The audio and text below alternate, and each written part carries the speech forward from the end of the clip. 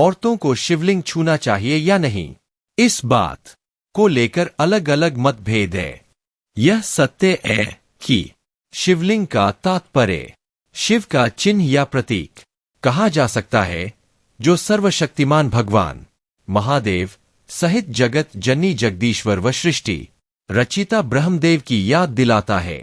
शिवलिंग में त्रिदेव सहित जगत जननी विद्यमान है। शिवलिंग में सबसे नीचे भाग ब्रह्मा, उसके ऊपर विष्णु, फिर गोलाकार नाली आकृति जगत जननी का गर्भ भाग में शिव का प्रतीक स्थापित है। शीर्ष भाग शिवलिंग पर जल डालने से जगत जननी को स्पर्श हो बाहर निकल जाता है।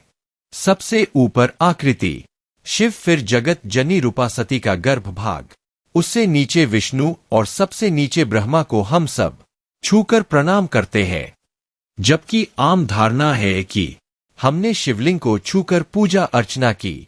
यह रहस्य बहुत ही कम लोगों को ज्ञात होगा। शिवलिंग में कौन सा भाग किसका प्रतीक है, रहस्य को थोड़ा उजागर करते हैं। औरतों को शिवलिंग छूना चाहिए या नहीं, शिवलिंग में कौन सा भाग किसको दर्शाता है, पहले यह जानकारी होनी चाहिए। किसको कौन सा भाग छूना चाहिए, कौन सा भाग नहीं छूना चाहिए। औरतों को शिवलिंग में ऊपर से दूसरा भाग जिसमें जल एकत्रित हो नाली नुमा भाग से बाहर निकलता है, उसे छूकर ऊपर भाग को प्रणाम करना चाहिए। इससे देवी पार्वती सहित महादेव प्रसन्न होते हैं और शिव शक्ति दोनों का आशीर्वाद प्राप्त होता है। अविवाहित स्त्री शिवलिंग को स्पर्श क्यों नहीं कर सकती? कुछ मत है कि कुंवारी लड़कियों को शिवलिंग नहीं छूना चाहिए। स्वयं जगत जननी से संपूर्ण हो शिव सर्वेश्वर है, इनकी आराधना देव असुर मानव दानव सभी को करने का अधिकार प्राप्त है। विश्वेश्वर महादेव किसी में भेदभाव नहीं करते हैं। कुछ मान्यतानुसार शिवलिंग को छूकर पूजा अर्चना करने का अधिकार सिर्फ पुरुषों को है। ज्यादातर लोगों को यह भी ज्ञात नहीं कि शिवलिंग में त्रिदेव सहित जगत जननी भी विद्यमान है। तो वैसे लोगों के मन में उत्पन्न शिवलिंग के प्रति है। कुछ मतानुसार स्त्रियों को शिवलिंग पर ऊपर से जलाभिषेक करने का अधिकार है। नहीं माना जाता है शिव ज्यादातर तपस्या में रहते हैं। औरतों द्वारा शिवलिंग छूने पर शिव की तंद्रा भंग होती है और क्रोधित हो जाते हैं। औरतों द्वारा शिवलिंग को छूकर पूजा अर्चना करने पर आदिशक्ति जगत जननी स्वरूपा देवी पार्वती रुष्ट होती है और मनवांछित फल नहीं मिलता। यहीं पर इस दुविधा को दूर करने के लिए एक उदाहरण, पति पत्नी एक दूसरे का जीवन साथी होते हैं, वैसे ही जगत जननी पार्वती और शिव पति पत्नी है। सामान्य तौर पर क्या पति के गुप्त भागों को किसी अन्य स्त्री द्वारा छुए जाने पर पत्नी को सहन होगा? तो सबका जवाब होगा नहीं। और पत्नी के गुप्त भाग को किसी अन्य पुरुष द्वारा छुए जाने पर क्या पति को सहन होगा? नहीं।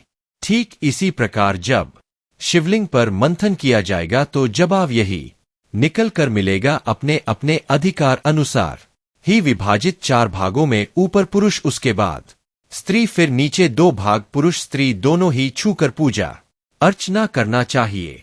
शिवलिंग में ऊपर भाग की आकृति बना सर्वप्रथम पूजा सती ने किया था और शिव को पति रूप में प्राप्त की, जो आज भी हिमालय के अमरनाथ जी में बर्फ के रूप में उत्पन्न व खत्म होता है। शिवलिंग की वर्तमान आकृति सती द्वारा शरीर त्याग करने के बाद हुआ, जिसमें ब्रह्मा, विष्णु, सती और शिव एक रूप है। शिवजी से मनवांछित फल पाने के लिए औरतों को शिवलिंग का ऊपरी भाग बिना छुए जलाभिषेक व प्रणा पूजा संपन्न करनी चाहिए। जल चढ़ाने से शिव के साथ साथ मां पार्वती का भी आशीर्वाद मिलता है। तो आइए जानते हैं रहस्य। शिवलिंग में विभाजित 4 भाग होते हैं। कुछ धर्म ग्रंथों में 3 भाग का ही जिक्र किया गया है। नीचे ब्रह्मा, मध्य विष्णु, ऊपर महेश। सबसे अधिक सुस्पष्ट नालीनुमा भाग का जिक्र नहीं है, जो भाग जगत जननी का, सती का प्रतीक है। यही भाग सर्वशक्तिशाली कामाख्या शक्तिपीठ के रूप में स्थापित है। शिवलिंग का 4 भाग। शिव का प्रतीक, जपच जन्नी का प्रतीक, विष्णु का प्रतीक, ब्रह्मदेव का प्रतीक। शिवलिंग में सबसे ऊपर भाग शिव का प्रतीक है। इस भाग को औरतों को नहीं छूना चाहिए। यह शिव भाग पुरुष छूकर पूजा अर्चना करें श्रेष्ठतम फल प्राप्त होगा।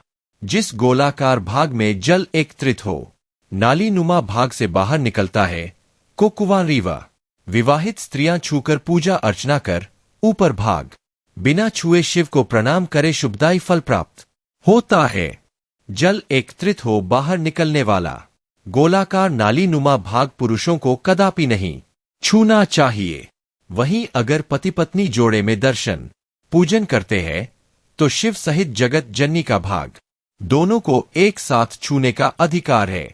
उस स्थिति में अगर पुरुष का हाथ ऊपर शिव के प्रतीक और स्त्री का हाथ नाली नुमा आकृति को छूकर आशीर्वाद ले तो सबसे ज्यादा फलदायी होता है। लड़कियां शिवलिंग की पूजा इसलिए करती है कि आदि पुरुष शिव ने आदिशक्ति स्वरूपा जगत जननी को छोड़कर अन्य कोई स्त्री को नहीं छुआ। स्त्री आदिशक्ति की अंश मानी गई है और पुरुष शिव अंश। इस तथ्य को ध्यान में रखकर देखा जाए तो शिवलिंग छूकर पूजा करने का अधिकार सबको है।